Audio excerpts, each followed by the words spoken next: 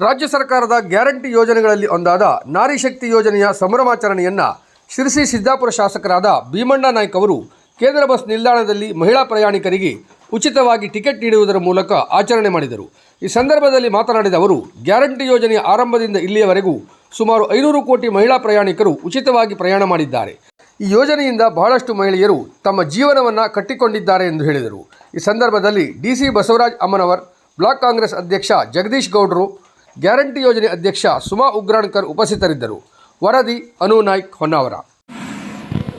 ರಾಜ್ಯ ಸರ್ಕಾರದ ಮಹತ್ವಾಕಾಂಕ್ಷೆಯಾಗಿರುವಂಥ ಸಂತಾನ 5 ಗ್ಯಾರಂಟಿಯಲ್ಲಿ ಒಂದಾಗಿರುವಂಥ ಇಡೀ ರಾಜ್ಯದಲ್ಲಿ ಸುಮಾರು 500 ಕೋಟಿ ಮಹಿಳೆಯರು, ತಾಯಿಗಳು, ಹೆಣ್ಮಕ್ಕಳೆಲ್ಲ ಸಂಚಾರ ಮಾಡಿ ಅದರ ಸಂಭ್ರಮವನ್ನು ಇಡೀ ರಾಜ್ಯದಲ್ಲಿ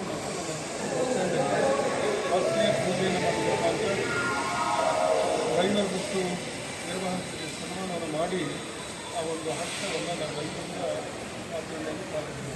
ಈ ಸಂದರ್ಭದಲ್ಲಿ ಇವತ್ತು ರಾಜ್ಯದಲ್ಲಿ 500 ಕೋಟಿ ಮತ್ತು ನಮ್ಮ ಹಿರಿಯರು, ಸಹೋದರಿಯರು, ವಿವಿಧ ಉದ್ಯೋಗಗಳ ತಂಡಗಳು ಅದು ಮುಂದೆ ಕೂಡ ನಿರಂತರವಾಗಿ ನಡೆಯುವಂಥದ್ದು.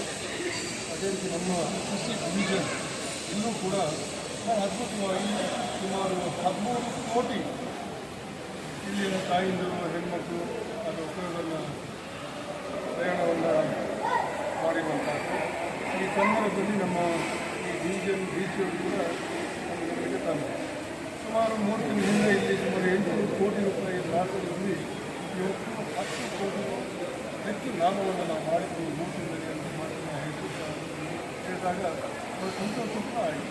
ಈ ನಮ್ಮ ಕೃಷಿ ಡಿವಿಷನ್ ಅದರ ಡಿಸಿಯವರು ಇರ್ಬೋದು, ಅದರ ಎಲ್ಲ ಅಧಿಕಾರಿಗಳು ಮತ್ತು ಡ್ರೈವರ್, ಕಂಡಕ್ಟರ್, ಬಸ್ಸುಗಳು ಕ್ರಿಯಾದಲ್ಲಿ ನಿರ್ವಹಣೆ ಪ್ರಾಂತ ಗ್ರಾಮೀಣ ಭಾಗದಲ್ಲಿ ಲಾಂಗ್ ಎಲ್ಲೂ ಕೂಡ ಪ್ರಾಂತ ಪ್ರಯಾಣಿಕರಿಗೆ ಹೆಚ್ಚಿನ ಸೌಲಭ್ಯವನ್ನು ಅವಶ್ಯಕತೆಯನ್ನು ನಾವೆಲ್ಲರೂ ಕೂಡ ಎಲ್ಲರೂ ಕೂಡ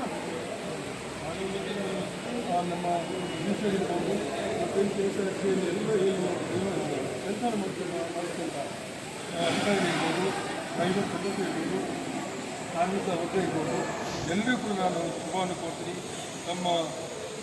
ನಮ್ಮೆಲ್ಲರ ಪರಿಶ್ರಮದಿಂದ ಬಸ್ಸುಗಳು ಸರಿಯಾದ ಮುಖಾಂತರ ಪ್ರಯಾಣಿಕರನ್ನು ಸರಿಯಾದ ಒಂದು ಸದಳತೆಯನ್ನು ಮಾಡ್ತಾ ಮತ್ತು ನಮ್ಮ ಕೃಷಿ ಡಿವಿಷನ್ 13 ಕೋಟಿಗೂ ಹೆಚ್ಚು ಇವತ್ತು ತಾಯಿಗೆ ಪ್ರಯೋಜನ ಅಂತಂದರೆ ಎಷ್ಟು ಮಹತ್ವ ನಮ್ಮ ತಾಯಿಗೆ ಎಷ್ಟು ವ್ಯಕ್ತಿ ಕೊಡ್ತೀವಿ.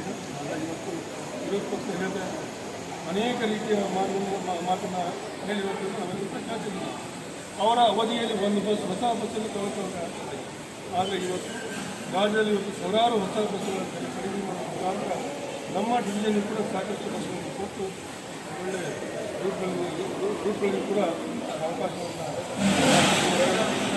ಇವತ್ತು ನಾನು ವಿಶೇಷ ಮಾತನಾಡಿದ್ದೆ. ಇನ್ನೂ ಬೇರೆ ಬೇರೆ ಕಡೆ ಎಷ್ಟೆಷ್ಟು ಪ್ರಯಾಣಿಕರ ಅಪೇಕ್ಷೆ ಜೊತೆಗೆ ಏನು ಡಿಮ್ಯಾಂಡ್ ಇದೆ ಅಲ್ಲಿ ಕೂಡ ಬಸ್ಸನ್ನು ಓಡಿಸೋ ಮುಖಾಂತರ ಹೆಚ್ಚಿನ